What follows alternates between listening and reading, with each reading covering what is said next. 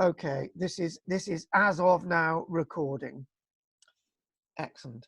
So we're actually at the top of what's known as St. Hilary Down. And when I'm teaching my archaeology classes, I've always got somebody saying, where is St. Hilary Down? Where's the top of St. Hilary? Show us a map, right? So that's what we're going to do straight away. So Amy, are you actually seeing a map in front of you? Hang on, I can't see a map. I can see the picture. Oh, there it is. Yeah. Bingo. Now it's wonderful. It's a good time. It's a good place to actually start with a map, and obviously Google is really good for this.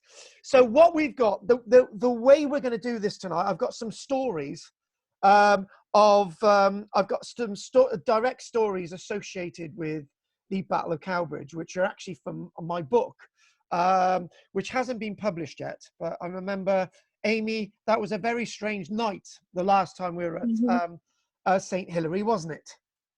Yeah, I'm not looking forward to going back there again. No. So to give us an idea where we are, if anyone actually knows this wonderful restaurant here, which is named after our prince, the Owen Glyndwr. And then what you do find, you find the A48, and the place that we're going to actually go to is along this old road here. And we're going to go all the way up. This is the summit. This is where those masts that I showed you, there's a tump on a clump of trees here, which have been replanted. They're not that old, actually, but it's at that locality where they used to hang people. However, to give you an idea of the story associated with the Battle of Cowbridge, most of the action takes place on the summit of this hill. And some of the last people to actually use this lane was actually me and my granddad back in 1988, when we drove along the rest of this road, knocking off his exhaust. We got to the bottom of the road, and I don't think he was very happy. So that was about 1988. Since then, this stretch of road has been completely closed to any traffic. It's just a little footpath today. And I think where we need to go is actually back to that previous image. We actually need to get to the summit of this hill, summit of the Tump. Now, rather interesting, over just by this mast over here, if you could actually see where the cursor is showing, there's actually a marker. There's actually an old road marker. And this surface of road here is basically down to the bedrock. But this road was once known as the Julius Maritima, the coastal road. And the coastal road itself ran all the way from here, which is Culverhouse Cross, all the way along the Downs, all the way through to St. Nicholas, all the way through to Bombvilleston, and all the way here, off the A48, up past this area where there's a quarry, back onto the A48 again, back all the way to here. That's where you get the restaurant, up here, and then it heads all the way into Cowbridge. But the original Roman road itself, in most of the tract, is actually hidden in the verges along the roads. If any of you have driven along the A48, you will know that the either side of the A48, there's a whole load of grass on one side, and on the other side there's a whole load of grass. And you're thinking, why is this land? Why is this just grass on either side? Those are actually the road surfaces. Those are actually the original road surfaces from the Roman period. And then as the Roman surface deteriorated, it moved up one, and that's the medieval road surface, and then it moved up one to the existing A48. And along this entire route is the sense of along this entire route, you get various stories of headless horsemen, the coachman, the coach without riders. You also read stories about the Black Shuck. And I wanted to mention, as I do every week, if anyone's interested in Ghosts of Glamorgan, ask me at the end. We do have copies available if anyone's actually interested in that. So what we're gonna talk about now is actually back to this Tump. There we go. This wonderful thing of screen sharing, and I think the best thing we can do is actually is go into what these trees mean in front of us. This is the place of the hanging trees. Okay. the place of the hanging trees, these, as I've already said, and I'll repeat it again, the trees that you see at the clump or the tump have actually been planted over more recent years. They haven't been there for more than 100 years, say. And the wonderful thing about this area, not so wonderful, is this is the place where many thousands of people have been hung. But it was not the only place within the vicinity of Cowbridge where people were hung. On the other opposite side of Cowbridge, if you any of you know Cowbridge, you've got the main high street. So you've got Eastgate, which is on the Cardiff side, and Westgate, which is on the Bridgend side, and all the way over to Westgate, as far as you can go. Just as you go up to the road and go onto the bypass, there was the old oak tree that was there until 1920. And that oak tree was the other place where people used to be hung. But thank goodness, people haven't been hung in Cowbridge since 1829, 1830. And one of the most famous people to be actually hung at this clump in front of us, at the top of St. Hilary, was a man known as Cap Coch. And I don't know if any of you have actually know the story of Cap Coch. It's the story associated with Merthyr Mawr and the New Inn. And Cap Coch apparently was hung here in 1825. They couldn't get him on murdering the hundreds of people that he assisted in murdering, or the thousands of people that he assisted at murdering at the New Inn. They managed to get him for sheep rustling. So they hung him for sheep rustling. But we don't know if this was one Cap Coch or a Cap Coch of many, because you just think about it. In 1820, Cap Coch was believed to be 90 years old. So it's likely that many people called themselves Cap Coch, as many people called themselves Boudica, or many people called themselves King Arthur. I know I've upset Evan's dad there, but we'll come on to that at the end. So what I'd like to do, before we actually get into my spooky walk, okay? And Amy, I want you to come on my spooky walk because I got a little bit of a video coming up, okay? Okay. Before we go on my spooky walk, I want you to explain the evening that we had in 3 minutes at St. Hilary, at the Battle of Cowbridge. Just explain the events of that day. So it was a Friday evening. We had a group of about 40 people, right? Yeah. Tell us some of the events of that evening, and I'll go quiet for a moment. Okay, well, first of all, it was a really nice sunny evening. We started off, Carl did a nice talk from his book and everything everything seemed quite fine. But as you go up the hill, I think it's just before you reach the peak, there's a path that goes off to the right. Which is over here, isn't it? By this is where the path is, where the cursor is. Yes. On the left hand, on the left-hand side, yeah. Yes, I was facing the other way in my mind. So Amy, let me explain. We're walking from the bottom of the hill here, right? So actually, what we're going to do? Yes. We've start. If everyone follows the cursor, we've started here. We've started walking along here, and then we went down here, didn't we? If you can all, that's where we are. Go for it. Yes, that's where we are. So it started off all really nice, all the guests listening and everything. But I think firstly is when I saw a shadowy figure, and also one of our guests did. So naturally I asked Carl, could I just go and investigate while he talks to the guests? And that guest who also saw the shadowy figure came with me. I always use skepticism during these walks, always. But when we went up there, there were just no signs of human life. You know, there's long grass on each side of the path, and it looked like this figure had come from a field, and it was like sort of peering out, looking at us, you know. So we looked. There were no footsteps. There were puddles there. There were no footmarks made from the puddles. So I'm guessing it didn't move like No. like a human. No. I don't think you didn't see it, did you, Carl? I didn't see it. The strange thing with that evening was that they went, some of them went off, and it was like really weird stuff. And we had, I think we caught some weird sound, and we had some weird images. And the thing is, this is a rather interesting lane, because when I do the story of the Battle of Cowbridge,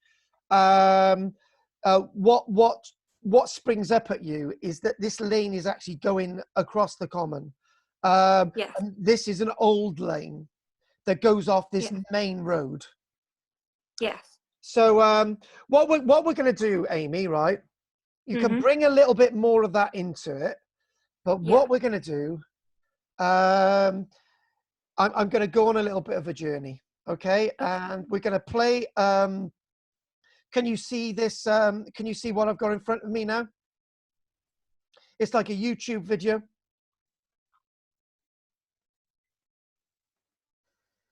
Okay, can you hear me, Amy? Amy, can you hear me? Sorry. Yeah. Okay, so what we're going to do... I'm here, can you hear me? Yeah, okay. So what I'm going to do, keep there in the background. Yeah. I've got a connection problem in a minute, because I think, right, here we go. I need to stop this video running, and it's not going to do it. Hang on. Sorry, we got a problem. A second. Hang on.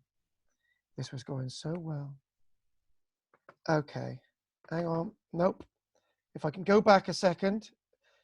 Apologizes, everybody. I think. Okay, we're going to do this in a sec. Right. So, Amy, can you hear me now? Yes, I can. Okay. Right. If everybody can be a bit patient a minute. Right. Okay. So, right. I think we've. Right. Hang on. Okay. Right. The dark lane. There you go. Okay. And that's. Okay. Right. Okay. What we're going to do, folks, is. I think the problem is when I put onto large screen there, the Zoom didn't like it. So what we're going to do, I'm going to take you on a little bit of a journey. So if I can put you all up there, bingo, and I can put you on the side, bring you over, bingo. So what I'm going to do, I'm going to tell a little bit of a story. And this starts, this part of the story starts at the bottom of the hill here, which has got the A48, and it goes all the way up to the crown of the hill, and it doesn't go any further. So I practiced this earlier on, and this is something that I actually recorded a couple of years ago. It says, "Watch what's behind you." So you can imagine it's you're going down this very dark lane. And when you're going down this very dark lane, you get the sense of great darkness, and you get the feeling that you're being followed. And knowing all the stories I know, you're thinking, is there somebody in the left of the bushes or on the right of the bushes? And as you're walking down, you can hear your own footsteps. But then you start to feel, is there anybody else behind me? And then suddenly as you're walking along, you start to feel somebody else with you. And then you hear somebody else's footsteps. And as you're walking along, you start to think, do you look behind you? Do you concentrate on the light in front? If you do look behind you, it might take you off guard. And if anyone's going to jump out on you at this stage, they would have done so already. Remembering all those stories about the black shuck. So you're actually going down this lane ever further, and you're going out into the light. And this is dusk time. This is the time not to be on these roadways or routeways. This is going towards Cowbridge, and you're thinking your goal is going to be close. But you've actually got to get to the summit. And as you're looking down the lane, you suddenly start to get a little bit of a twinkle of light, which will start to come up on the screen. There's the light. and you're thinking, is that somebody with a lantern, or is that just natural light? And you're thinking, on the left of me is a very deep ditch, and on the right of me, back in, say, the medieval period or the Roman period, there would have been 2 ditches along here. And you're looking across this common. That memorial has only been there for about 160 years. As you look across this common, it was all common land, and there'd be various different animals grazing. And you're thinking, do you actually continue down this lane? And you've got to, you're forced to. Cowbridge is beyond, and you've got to get down this lane before anything gets at you. And the one thing about this very interesting landscape is the landscape that I'm going to talk about in a few moments. I'm going to tell you a little story about my own book, about the Battle of Cowbridge, about the Battle of Stalling Down.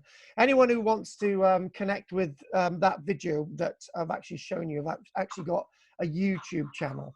And if anyone's interested in that, I can give you some details at the end. So before we actually go on to my story about the Battle of Cowbridge, the Battle of Stalling Down, what you need to do is look at this map. And the reason why you need to look at this map is that we start the story about the Battle of Cowbridge in Cardiff, and somehow the army of Prince Hal, that we will introduce in a few moments, he gets to Culverhouse Cross, and he gets all the way through to the Downs. St. Nicholas, we don't read any of that story. You'll have to buy the book. We get to Bombleston. Terrible things are happening. We get all the way to Tyre on in. And then we get to here, the bottom of the hill, which I will describe. This is actually a hill. So you actually got to climb up the hill to get to the top. You actually got to go back down again to actually head towards Cowbridge, which is over here. And it's sad in a way that the road is no longer in use, but in lots of ways it's a beautiful walk. And what we're then going to do, I'm going to describe a place known as Hollybush Farm or Lancovian, and where that there is Hollybush Farm. It used to belong to my family until 2006, and that building there is what's left of part of the village of Lancovian, and I'm the only archaeologist to actually excavate at that village. I haven't been able to publish my report, but that will be published one day. So what we're now going to do, we're going to look directly at my book. So we're going to stop sharing, and you'll be able to see me a little bit better. And I think you probably can see everybody else. So there we go. I'm going to look at my story now. And then what we're going to do is, Amy, are you still there, Amy? Hello, Amy? Hello. Right. What can you remember about the Battle of Stalling Down, the Battle of Cowbridge?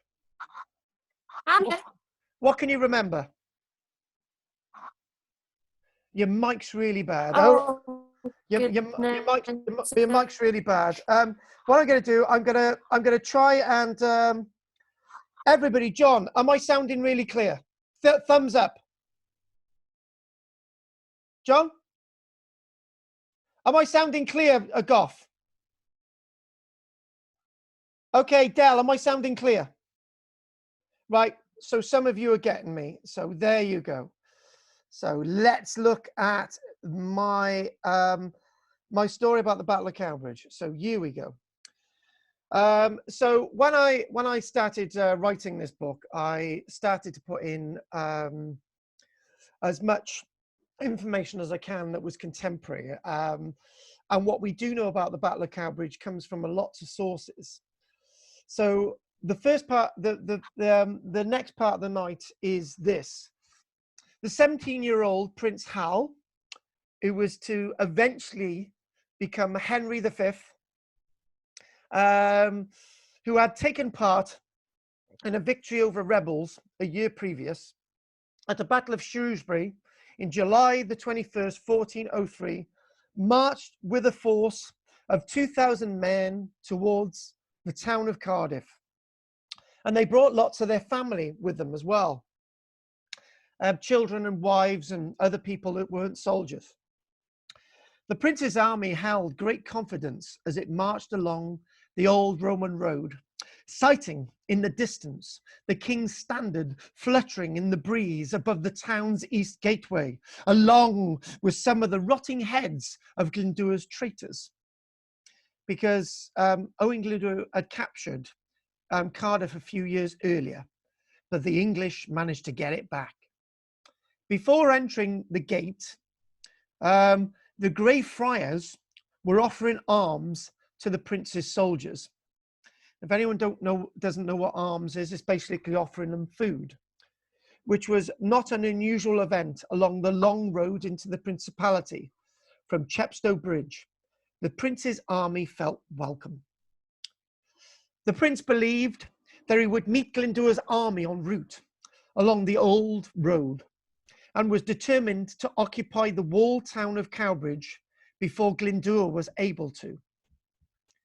Within the walls of the town, however, many of the buildings lay in ruins after it had been captured by the rebel leader's army 2 years previous.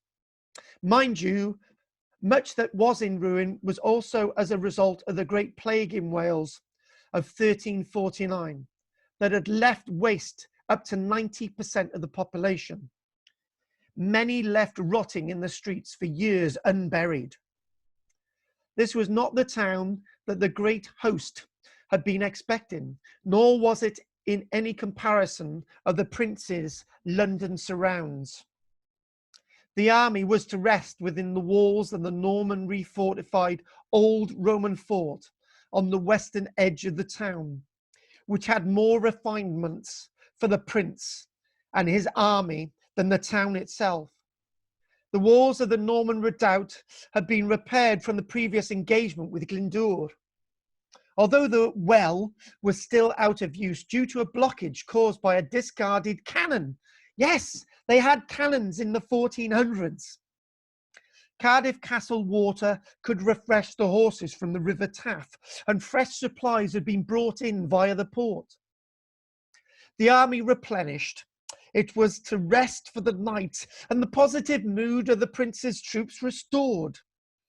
The prince had been given intelligence of Glyndwr's army by a captured rebel who had offered important news of the failure to capture Coity Castle and that Glyndwr's army was without cannon or in any way any cavalry force.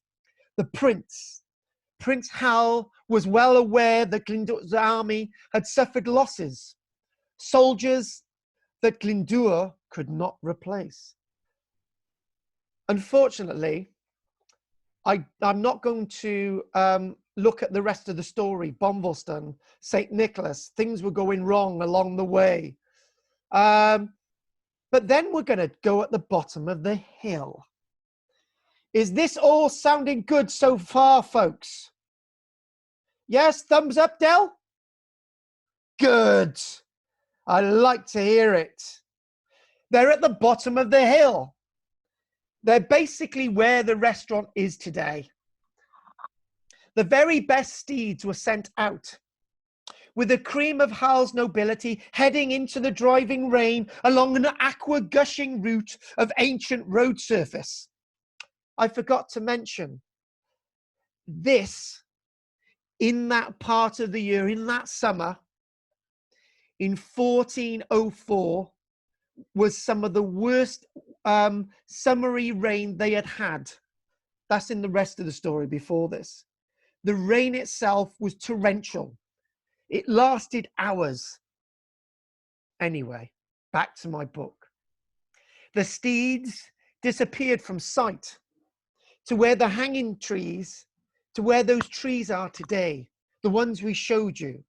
Heading into a well-placed ambush, the nobility of the Normans were set upon, as if rats in a trap, along a narrow stretch of the Roman road that was certainly no stranger to death. Gibbeted convicts mocked the Normans and English. There was no escape. This had not been expected by Hal's knights. As each fetlock was sliced of these well-kept steeds, throwing the knights of the princes shattering into the surface of the road's boggy mire. Defenseless, these warriors having their throats sliced. This felony now blocked the road to Cowbridge. There was no way forwards, in other words. And now the road ran with the blood of horse and man. Yet again, with the noise of the rain, Prince Hal had not had the alarm raised by these fresh events. Unaware of these new events, the decaying army of Hal moved towards the summit of the hill, and with the sanctuary within Hal's grasp, the trap set within Glyndŵr's moments away from an astounding victory, Hal halted. Why, nobody can know.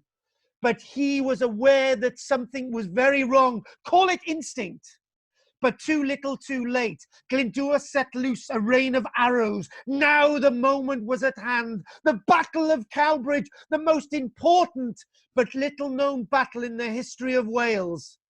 The archers of Glyndŵr had learned of the devastating effect of the arrow can have on a disorganized army, or even one that has the assemblage of order, as seen at the battles of Hadgan and Brynglas. Some of Owen's greatest victories, soldiers of Hal were being hit along the length of the lane from a southerly direction. Some of the column broke formation to find shelter with no avail. But some could find shelter in the boggy ditch that ran either side of the Roman road, for in any way the cries of these debilitated soldiers would not echo or be heard for the sound of the archer's torrent, and with no respite in Thor's hammering rain. The army of Hal was in great disarray, but he was no fool. He organized the force into a defensive position, pushing towards the hanging trees, the high point and of strategic importance, the time at hand around 5 o'clock. But with the deep heavens of endless despond, the time seemed more about like dusk. For as Hal reached this wood, out of the deep throngs of ancient creaking timber, with iron gibbets flutterful of the clang, came the clatter of Owen Glyndŵr's bodyguard directly at the prince. This was the future King of England after all, for it was in this moment that the history of our land could have been decided. But a youthful swordsman was Hal, that he beat off with his own retinue the bold, dark-headed men of deep ancient lineage from Mercius Gwynedd of North Wales. Hal was unaware of the deep peril he was in. Now the weakest of his army were being slaughtered by the spear and swordsmen of Glyndŵr. Some of Hal's men simply swapped sides. Some with families, they had more than everything to lose. Glyndŵr seemed a better bet now, for in this moment, most of Hal's supplies were now in the hands of the enemy, and cannon could not be mounted into the throng. Whatever army Hal could muster now at the summit of the hill, a decision was upon him. Surrender was no option. A last stand was no hope of redemption, or what could occur an ordinary retreat northwards towards any sanctuary that could bestow that upon a prince's home. Hal was in fact standing up against Glyndŵr's swordsmen fairly well, and with the experienced Welsh archers, arrows on the decline, mustering the best soldiers from over the border was at hand. For there would be no last stand. Hal had a kingdom to rule one day. He was not about to give up now. Irony was the place of the gibbet. It was no stranger of a place to pain and the ultimate echoing of death. Gathered together with the dead of his army on the St. Hilary Roman road, this was now a friend to Hal. For with the wretched of his dead, these blocked any advance of the rebels from the road to his rear, with his forefront blocked with the horses and bodies of his own dead knights. He now made this decision to head over Starling Down. But another trap did await to be sprung. For readers, this was Glyndwr's genius. Hal should not get away.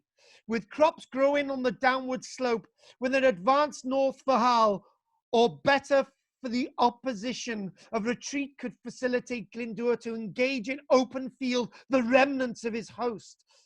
Nevertheless, movement was to be aggrieved. Although Hal had some knowledge at hand, he knew Glyndwr preferred no to engage on an open field. Some hope yet. Hal had some hope. Glyndwr had some hope. Hal, without baggage, just the remnants of his army, was now to depart the scene of great carnage. In which way they may choose from the summit of the down. However, those isolated pockets of Hal's army were unaware of the flight. Fought on, most to the death. No quarter was offered or given by the rebels to these holdouts. It was complete pandemonium on the summit. Unfortunately, folks, the story does talk about what happened at Hollybush Farm, what happened at Lancavian, but we'll give you a little bit of that story. With torrential rain still ascendant, Hal pushed north in between the ridges. The furrows offered some protection against what was left of a hail of arrows that at this stage were poorly spent and without purpose.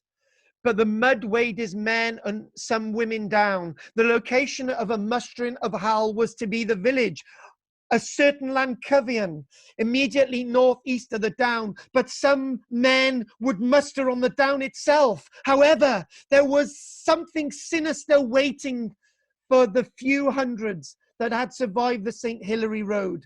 Starling Down was to be the last action for Hal to lead at Cowbridge, with royalist forces mustering, and those men of Hal's men mustering at Lancavian village, being led by one of the remaining commanders. I've got to say, folks, that Hal managed to leave the battlefield, but there's another little story to be given to you, and that story is associated with a great commander who was coming from the north. And I think we need to get to that story of these people from the north. And that's where we're going to go next. And this is the bit of the story that wonderful Martin has wanted to hear for such a long time. Thank you, Carl. So I don't know how you managed to put your mic on there, but I'm hearing you. But what I'm going to do, leave your mic on there a bit, because I want you to give your reaction to what I'm just about to say in the end. So here we go. What happened is that Hal managed to head towards the Cardiff way. A load of his soldiers got to the village of Lancavian, were brutalized and massacred. That's another part of the book. So what we're going to do, we're going to tell you about the Ystrad Owen bit. And then we're going to have a tiny little break because Martin's going to speak for us all. I'm just going to check something a minute. Hang on.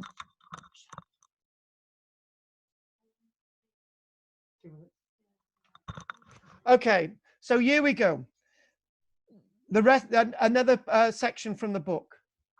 The ragtag band of Hal's retreating troops heading north along the Ystrad Owen road, heading for Taliban Castle, or any friendly site such as Lantrisant, would be another place to go.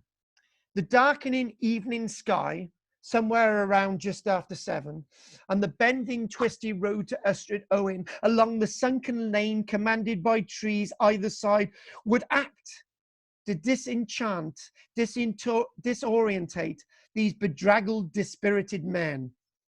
This was some of the men that were left of Prince Hal's army going towards Ystrad Owen. Redemption was in their hearts from this nightmare. Sanctuary that would never arrive. Cadogan, Lord of Glynrondda, would be there to meet them. It was with no lapsed foresight that Glyndŵr would deliberately allow these troops of Hal to have escaped. But no battle in history would see the complete annihilation of a complete army, just as not all the troops of the British Army would be completely annihilated at Islandwana. Some did escape against the vast host that faced them. Back to Hal's men heading towards Ystrad Owen. Disorder being complete, there would be no assemblage to resist an attack. Slowly, with continued driving rain, they started to reach the church at Ystrad Owen. The motte that existed in the village immediately to the west of the church had long forgotten its status. Now it was the turn of Cadogan, known for his brutality and hardiness in battle, and a loyal lieutenant of Glyndŵr, was to allow no quarter to Hal's bedraggled men. These of Hal's men begged for quarter, begged for the sanctum in the church. None was given, for it was not the memory of those from the valley to have forgotten King Rhys or Llewellyn Bren. This was their time to settle old scores. This was no victory for Cadogan. This was a bloodbath of murder for the battle axe of the Rhondda Valley. But by now, the chivalric code had died. For those of the Cymry, this was the place that they would massacre the soldiers of Hal. The Normans and the English would be treated. The Cymry, this was the time that they would be butchered by those of the Rhondda. With Hal's men in no fit state to fight, it was highly likely that Cadogan's men suffered few to no casualties. In tribute to the actions of this village, it was renamed Ystrad Owen, the men of Owen, the meadow of Owen Glyndŵr. But some actually say it was actually named after another famous person in the past. But what we're gonna say is we're gonna have the mic over to Martin. Can you add anything else on that, Martin, for us all to hear? And I'm just going to pop off a second. So, Martin, can you say anything else? Here we go. Over to you, Martin. Say something else on that now. Cadogan at the time was the lieutenant or the lordship of Glyn. Go on. And he was one of Glyndŵr's trusted lieutenants on his way down. Or when Glyndŵr collected Cadogan, it said, and they went on to storm him down and smash the English. So is my bit of the story what you thought may have happened? Yeah, he was there with his battle axe. He was known as Cadogan of the battle axe. That's correct. And Owen Glyndŵr used to call him Wet Thy Battle Axe. That was his battle cry. And he used to fly into battle with his battle axe.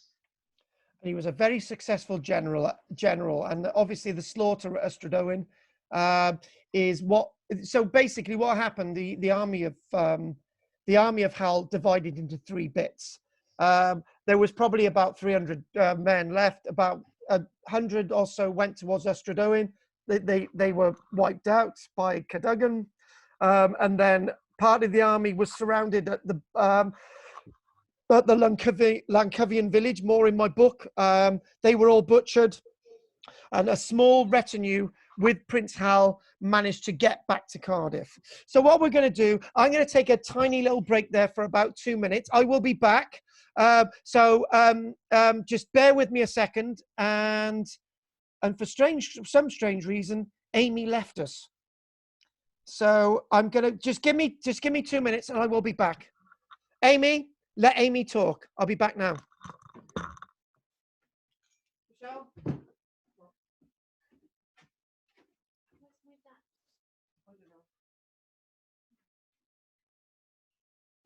I'll go up to the goat later, yeah?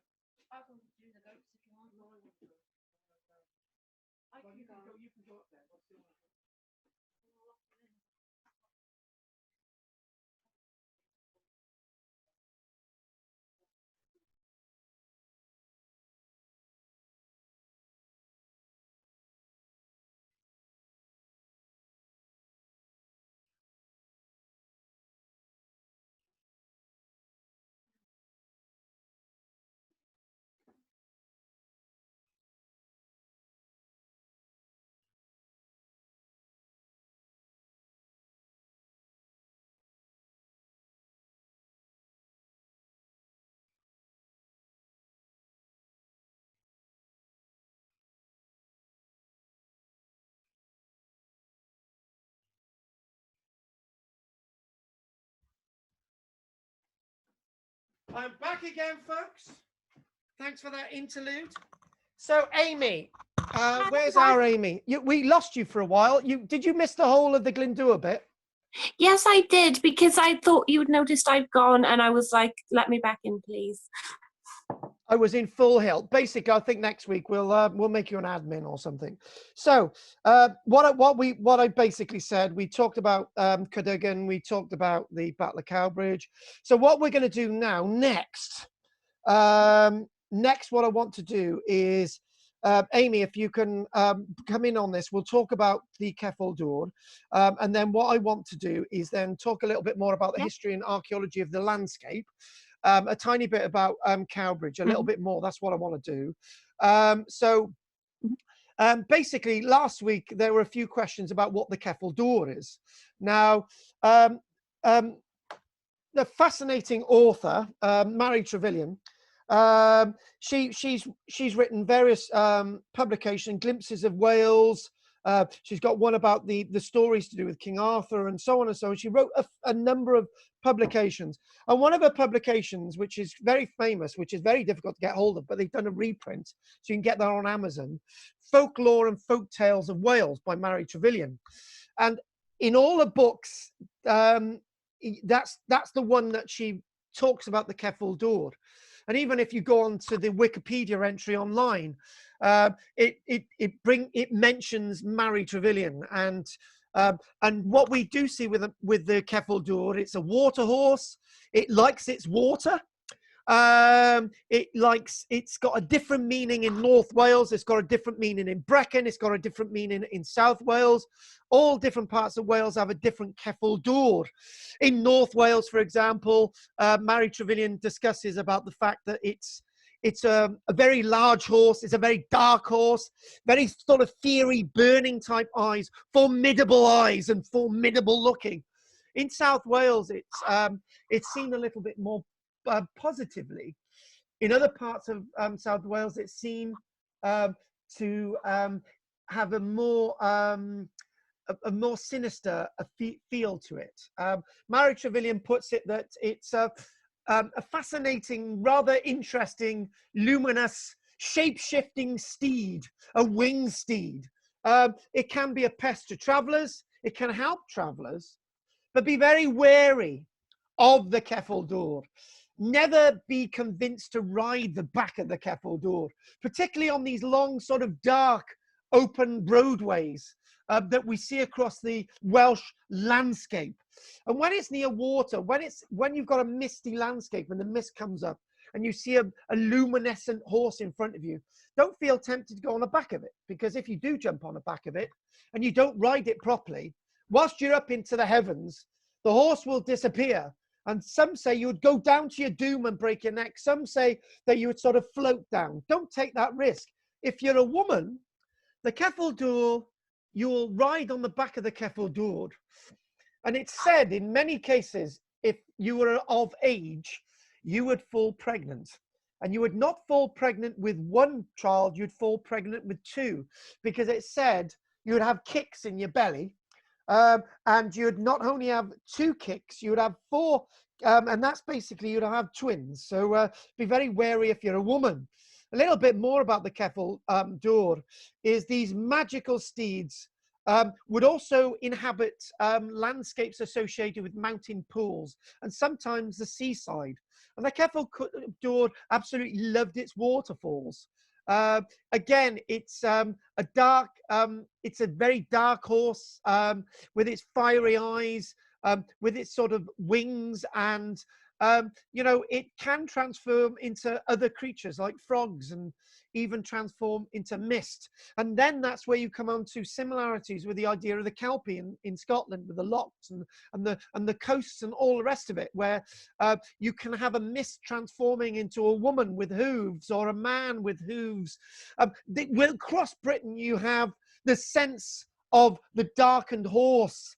And then we go on to the Mary Lloyd. And I like the story associated with the Mary Lloyd. And anyone who's actually been on any of my walks will know about my association with the Mary Lloyd. So, when I say association, a few years ago, and I muted Amy for some reason. A few years ago, we got involved in the Mary Lloyd tradition. And when I say the Mary Lloyd tradition, at one point, the tradition of the Mary Lloyd was all the way across Wales. In December time, January time, you would have somebody in a gown with a real horse's head, with a mechanism to make the jaws clap and open. And I've been in close proximation with the Mary Lloyd many times, and you actually feel that it's real. I've had whole conversations with the Mary Lloyd, suddenly realizing that this is a horse's skull with somebody underneath it. And it's a very mythical, interesting thing. And the original story of the Mary Lloyd goes way, way back. And when you think about some of the pubs in Cowbridge, particularly the Vale of Glamorgan and the Bear. I know one of you mentioned the Bear last week. Figures haunting the Bear, but particularly the Mary Lloyd haunts Cowbridge. And the tradition of the Mary Lloyd was actually banned across the whole of Wales. But as Cowbridge people have it, they wouldn't let the tradition of the Mary Lloyd die completely. And other than, I think, Ystrad Gunlice and one of the valleys near Swansea, the Vale of Glamorgan pub was probably one of the only pubs that actually kept the tradition going. And now it's exploded. It's a tradition that's actually come alive, and it's a real tradition. It's a real sense of a tradition. The landscape of Cowbridge itself is haunted because it's got a depth of history. It's got a body of history. It's got an intriguing history. It's got a prehistoric history that you look at the hill fort at Caerdynuff, which is near Llanblethy, the other side, the western side of Cowbridge. And over recent years, they've actually come across one or two prehistoric artifacts within the landscape of Cowbridge. So immediately you've got this real dusky, real sort of ancient landscape. That is Cowbridge.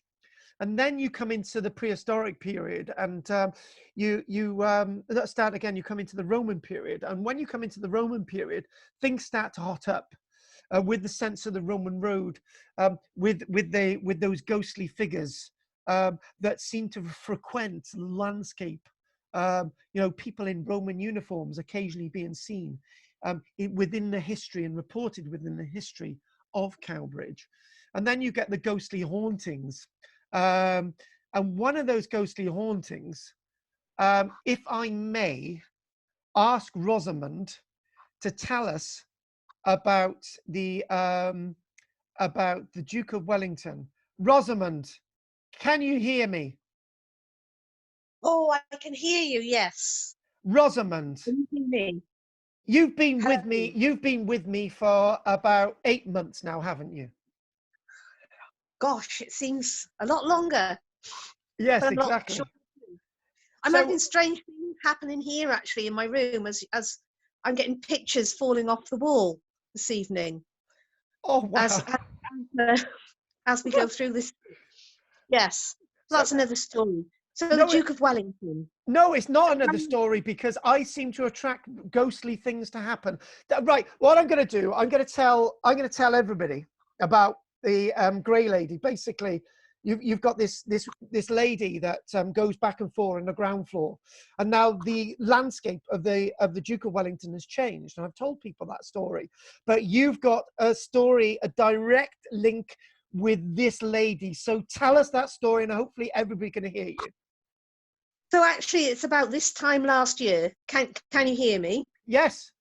Yes. I was in Cowbridge with my daughter and grandson. She was having a fitting for a wedding dress in a little shop there.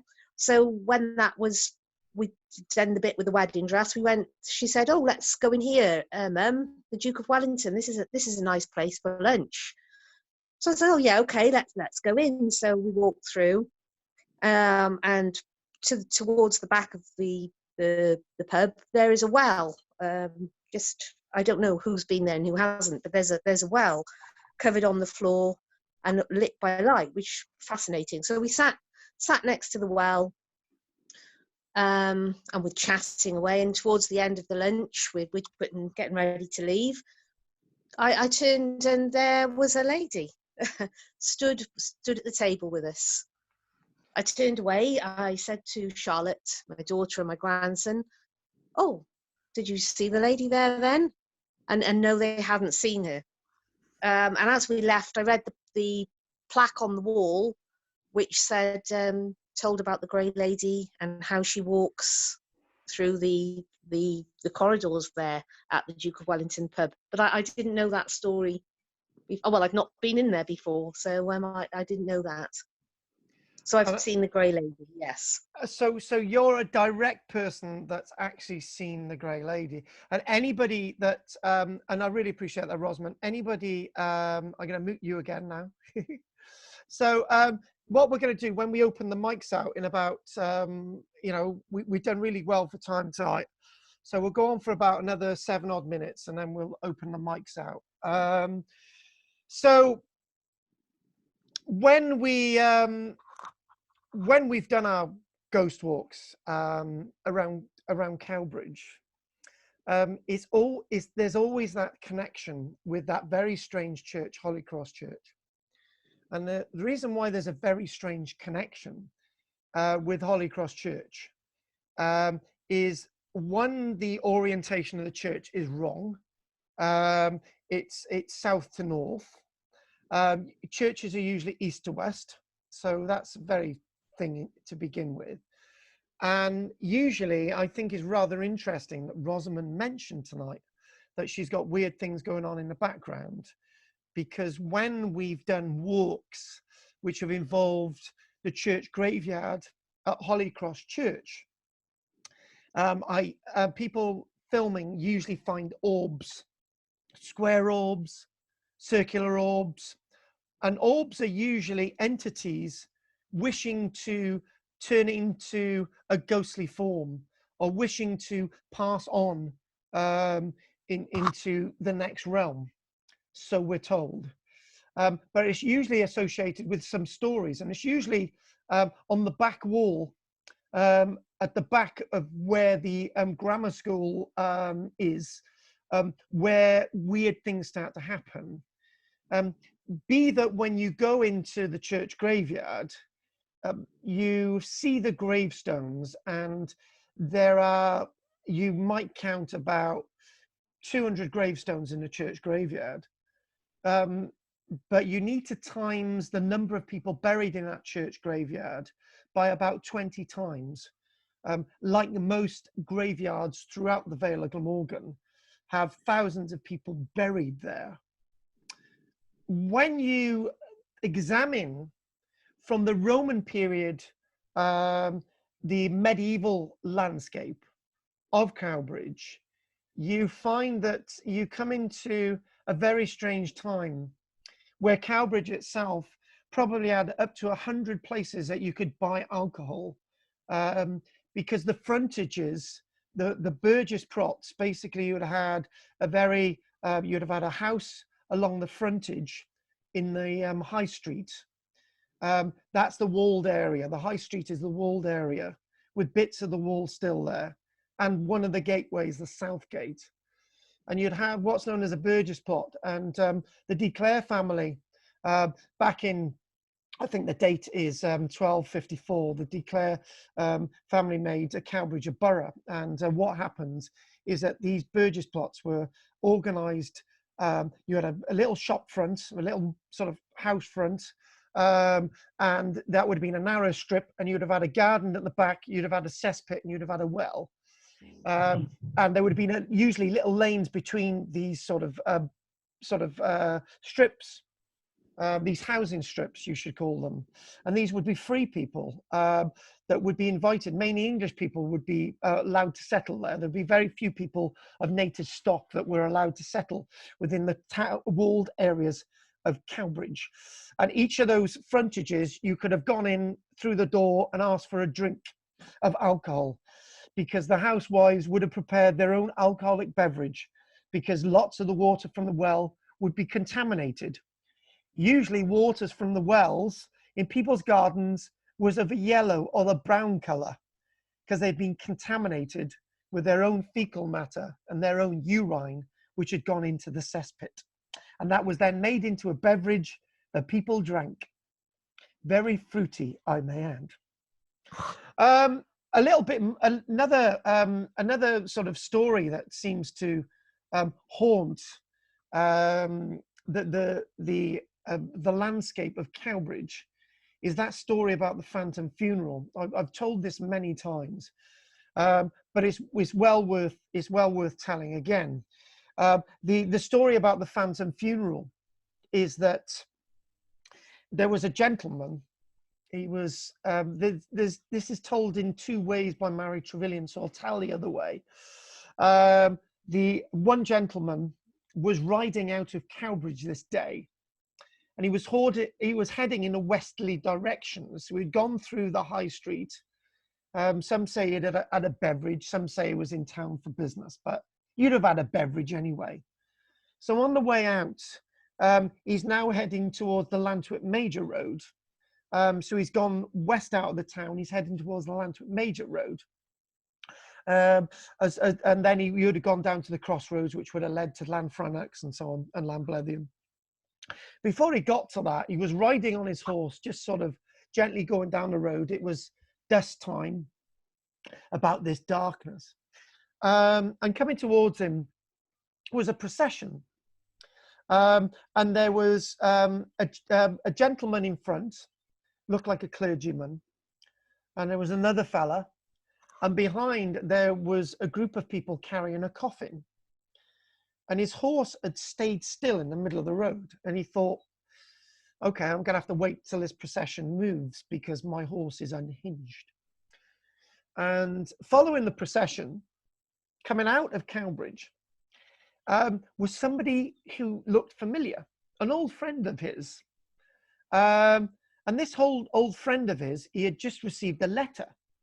And the letter said in 3 weeks' time, this old friend of his would visit. 3 weeks' time precisely, which he had read that very day. And then he looked in the procession and he saw what looked like his wife with a veil over her face. And then he saw what looked like his son with his head looking down at the ground, and he saw other children and other people that seemed to look sort of melancholy, sort of, you know, obviously it was a funeral procession. Anyway, long story has it. So you've heard, this is the second version that you've heard from me. Long story has it that when the funeral procession had disappeared from sight, from view, his horse galloped down the road and stopped at a hedge and nearly threw him over the hedge. And he was very angry with his horse. And he rode back then. And whatever happened gave him a bit of a jolt and may have caused him some kind of whiplash. So he was a bit disorientated when he got off his horse. He went inside and his wife said, "You look ill." And he said, "Yeah, it's one of those days." He woke up the next day and he felt very ill. And he told the story. And his wife and his wife relayed this story 3 weeks later. And he said, I don't feel well. And week after week, he basically said, actually, I believe this was a warning. So he said goodbye to all his children. His wife, his mum and dad were still alive, and his uncle and his brother and his sister, and so on and so on. On the third week, at the end of the third week, he died. And as he dies, there's a knock on the door from this individual who had sent him a letter. He had a knock on the door, and this friend they'd never seen each other. He'd come too late. And that very day, there was a procession exactly the way he described it. And basically, this is all based on the old ideas of Saint David, 1,500 years ago, where Saint David believed that we should all be given a warning that we're going to die. And if we're going to be given a warning that we're going to die, we say goodbye. We settle our affairs, and everything's a lot better. And finally, before we finish, I've wanted to keep a few ghost stories back. And the lady that knows this ghost story about the bear, we will use that on the Cowbridge evening, where we will be visiting a Cowbridge ghost storytelling evening in the near future. What we're going to do now, we're going to unmute everybody. But before we unmute everybody for questions, I would like to mention, if anyone would like to sign up for all of the events, they need to stay behind and have a chat with me. Next week, we're looking at Liz Werney, the Black Shooks, and then you link in the stories of a famous author next week. And hopefully you'll join us all next week. Those that ain't going to join us, let me know. And I would like to ask all of you, think about this before I put the mics on. I'm thinking of maybe doing a Welsh history evening via Zoom. And if anyone might be interested in that, we're not sure when we're going to do that, but we might start in the next week or so. If anyone's interested in that, let me know. So anyone interested in doing next week, let me know, and signing up for the full batch. And we're going to put all mics on for any questions, and we'll all listen to what everybody's got to say. So unmute that. I do believe we've got everybody. Yeah. Yeah. Yeah. That was good. Right, okay. It was about. Right, everybody, one by one. So I'm going to go around the houses. Gareth, is there anything you want to say? Maybe not. What about you, Catherine? I don't know. I was more interested in the history than the ghosts, probably. So are you quite convinced then that stalling down the battle actually happened, and you know that there's evidence for it? Yeah, actually, the archaeological evidence for stalling down, when I excavated at Hollybush Farm back in 1993, 1994, 1995, we came across a big thick black layer that went across the whole site, and that was the end of the village, and that dated from around the early 1400s. And then the history links in with that, because they built something known as the Lancovian Isle at Holy Cross Church. And when they build the Lancovian Isle at Holy Cross Church, they build it from the monies left from the people who used to live at the village of Lancovian. So we've got a historical note there. We've got archaeological evidence from Lancovian that the village was burnt down to the ground, which correlates with the battle. We have a tumulus. If you go from Old Norm's Cath and you go towards Aberthin, there on your right is a very large tumulus, and that would spring to mind as a burial place associated with some of those bodies that were collected up at the battlefield. And there are other snippets of evidence. In 1896, when they went into the church at Llanblethian. They found Yeah, I saw about that online, that they found a lot of bodies. yeah, 300 of them all together. And do you know what, Catherine? I think the best thing to do, next week's Liz Werney one, we'll be doing a lot of history and archaeology there next week at Liz Werney. And when we do Cowbridge, maybe, because usually I leave the Llanblethian stuff for my Cowbridge evenings. So when we do the Cowbridge one, I will do that.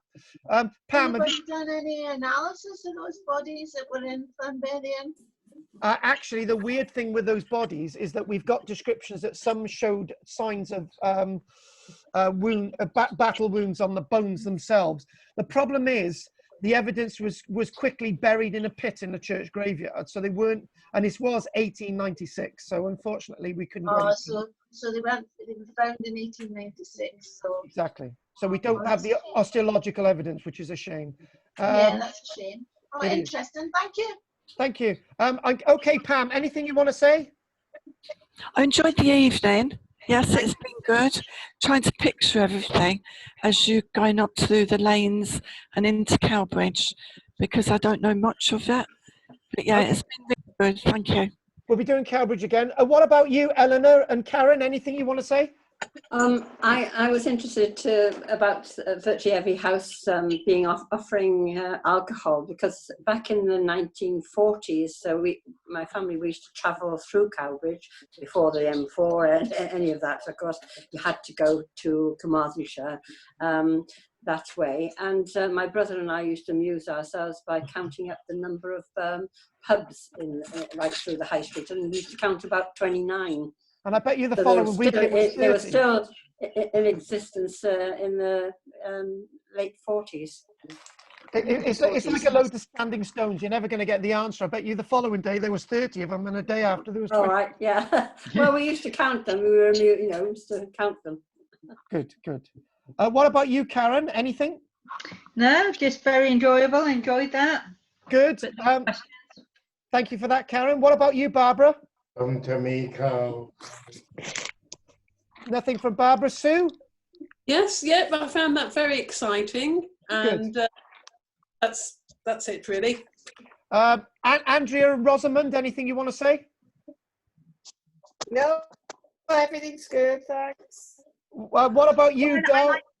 Go on, Rosamond. Well, sorry. Really interesting. Good. I've been on the walk with you before, so I could really picture the area. It's really good. What about you, Rosamond?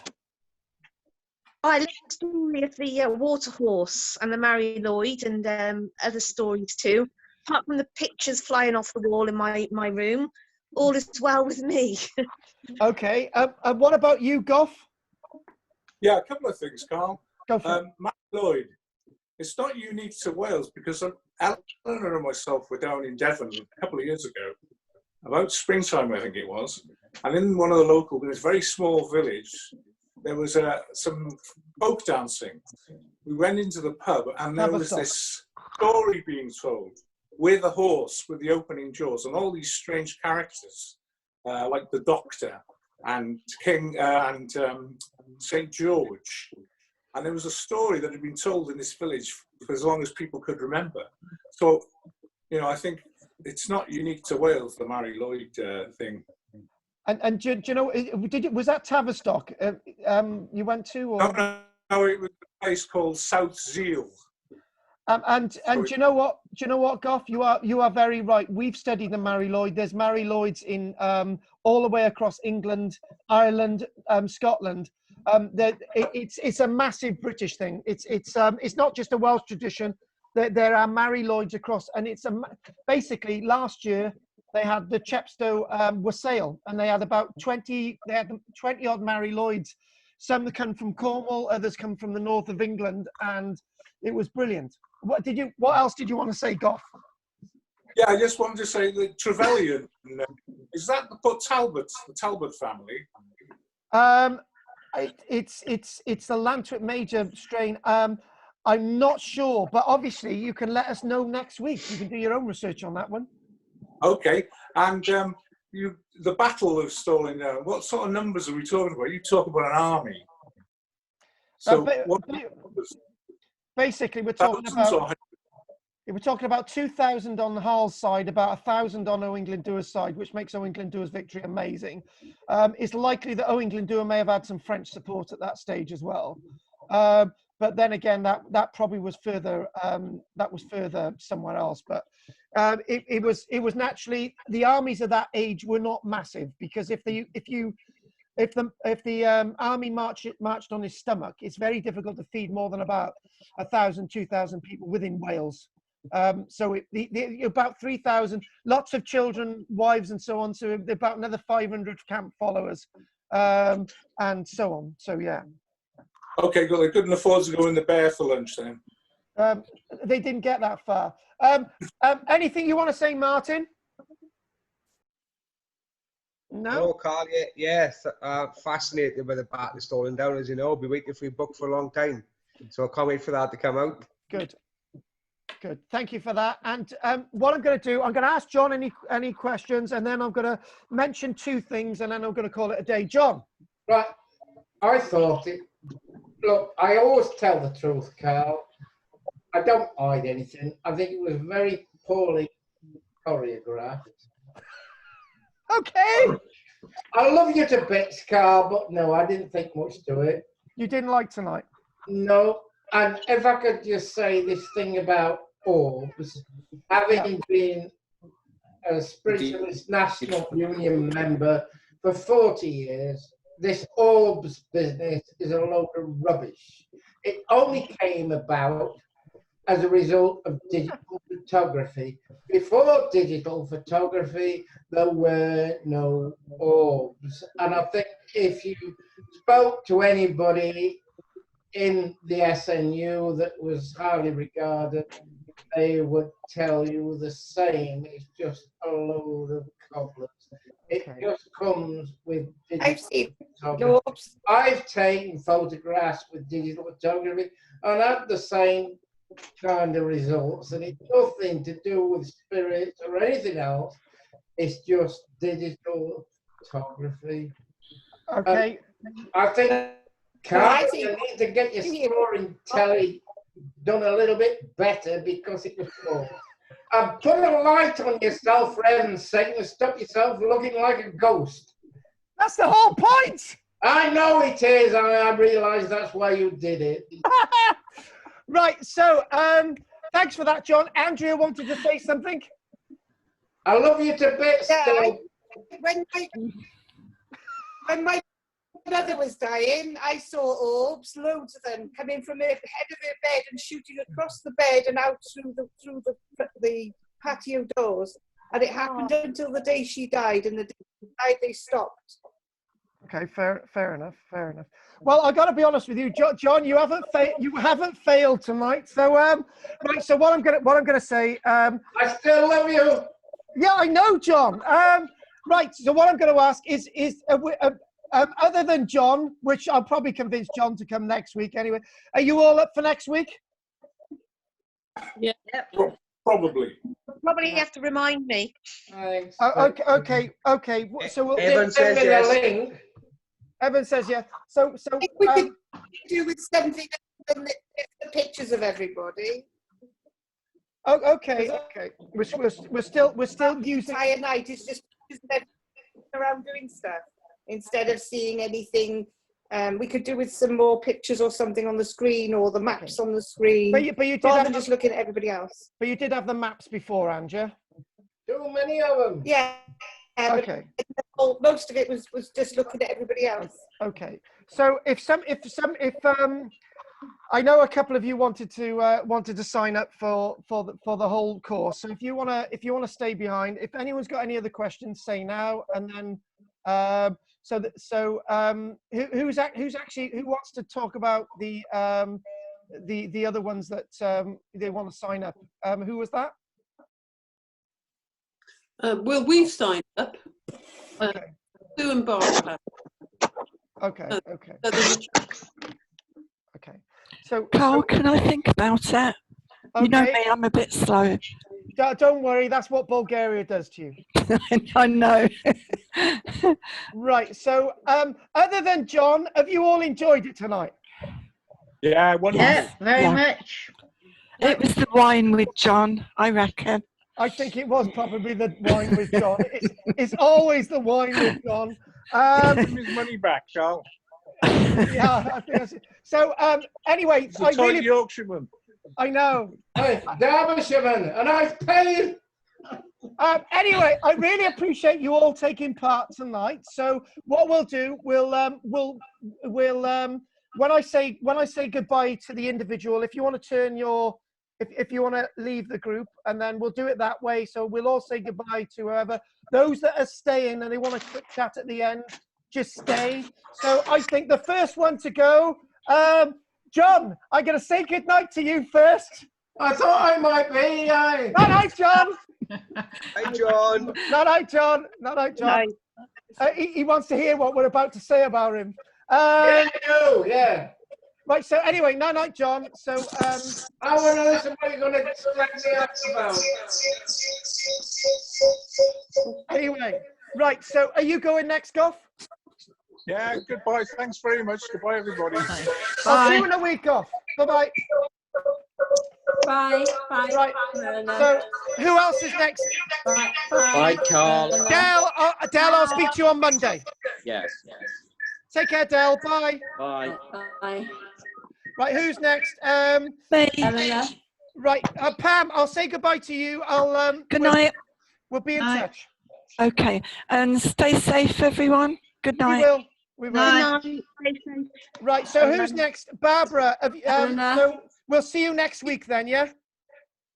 Bye. Bye-bye, Barbara. Bye. Eleanor. Eleanor, are you joining us next week? No, maybe, yeah. Okay, I'll see you next I'll week, stick Eleanor. off. Okay, bye. So, Catherine, are you joining us next week? No, I got something else on, but thanks very much. Yeah. Many Bye, thanks, everyone. Catherine. Bye. Else, bye. But Karen, I'll see you on Thursday. Yeah? Yeah, I'll probably do the whole lot as well of this. I just need to check a few dates, but I'll send you a check I'm then. going to say goodbye to him. Right, Yeah. bye. Bye, Karen. The rest of this. Okay. Oh. So who's No, next? he just said goodbye for tonight, I think. Anyway, see Yeah, you, Catherine. Yeah. Right. So who's left now? Sue, do you need to say anything? Are you okay? Yep. And Barbara's coming as well next week. Brilliant. Okay. Bye-bye. Anyway, night, Barbara. Night, Sue. Bye-bye. Yeah. Night, Barbara and Sue.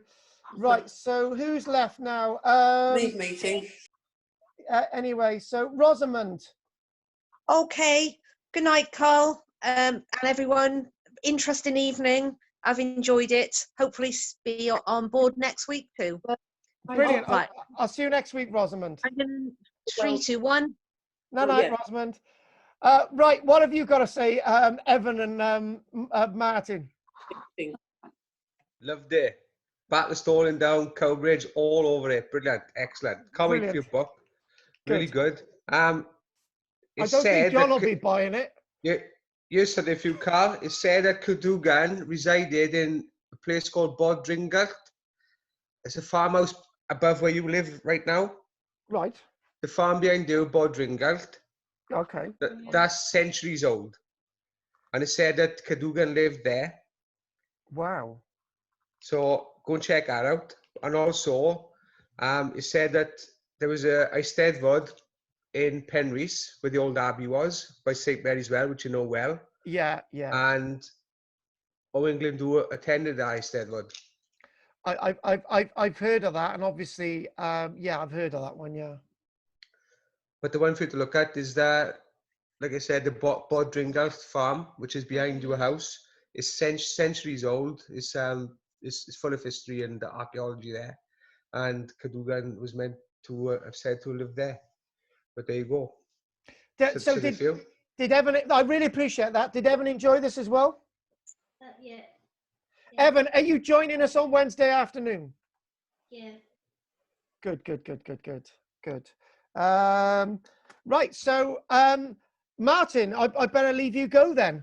Yeah, the Welsh history thing you talked about. Yes. Do it. Good.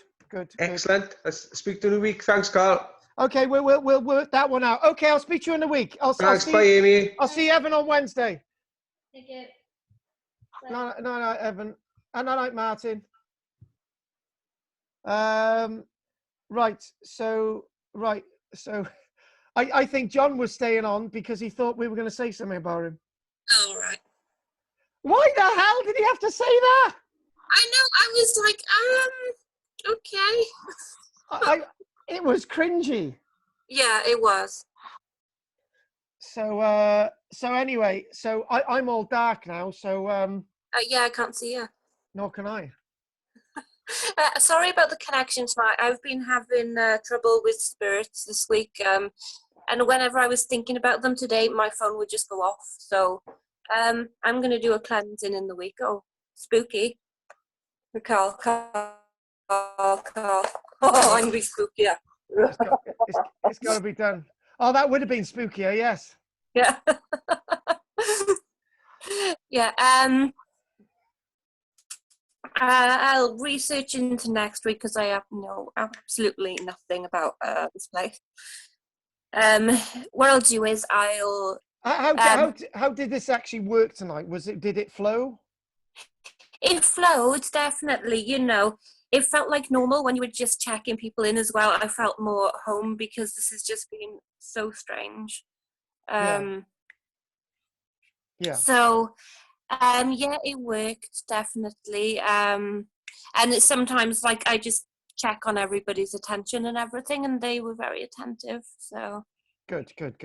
I think there's a couple of things I need to change next week, but we're still learning on this. So yeah, we'll see. Right, okay then. If that's that, I'll yeah.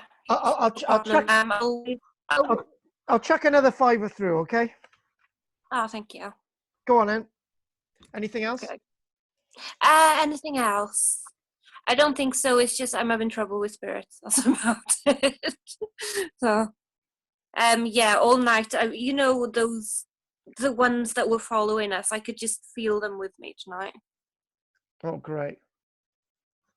All right, then. You should have said more. Yeah, it's like I can feel like I know my back's been tingling all night. So, yeah, so I'll just work on the signal on my phone because even though I have a big house, like everybody's doing something on a Saturday night, so I gotta lock myself in here.